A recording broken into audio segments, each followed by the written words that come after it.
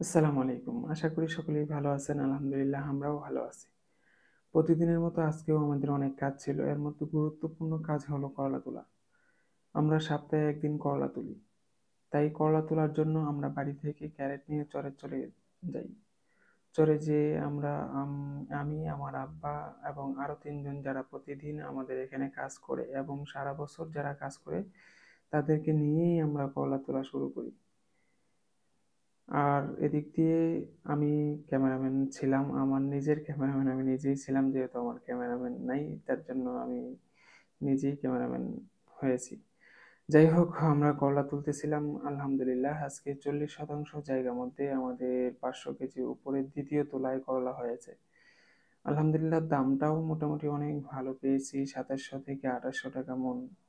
আর আমরা করলাগুলো তুলে আমরা বাড়ি থেকেই বিক্রি করে দেই। চরে থেকেই পাইকারদের কাছে বিক্রি করে দেই যার জন্য আমাদের এত প্যারা নেই। করলা তুলতে তুলতে দুপুর ১১টা প্রায় ১১টাই বেজে গিয়েছে। আমরা ১১টার সময় খাবার খেতে বাড়িতে আসি।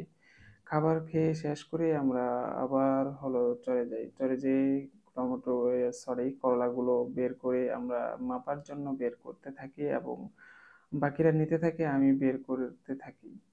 বের করা শেষে তারা নিচ্ছিল এবং আমি তাদেরকে তুলে দিচ্ছিলাম মাথায়। মাথায় এদিক দিয়ে নিচ্ছিল হলো আমাদের মোতাহার ভাই যারা এবং হলো মনসু ভাই এবং আমাদের কাকা নিচ্ছিল। আসলেও কৃষকের ঘাম অনেক কষ্টের ঘাম।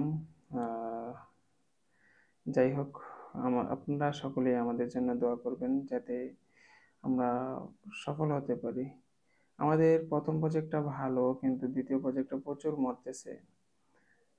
আপনারা এটার জন্য দোয়া করবেন যাতে আল্লাহ তাআলা মরণ না দেয় এবং এখান থেকে ভালো ফলন হওয়ার তৌফিক দান করে।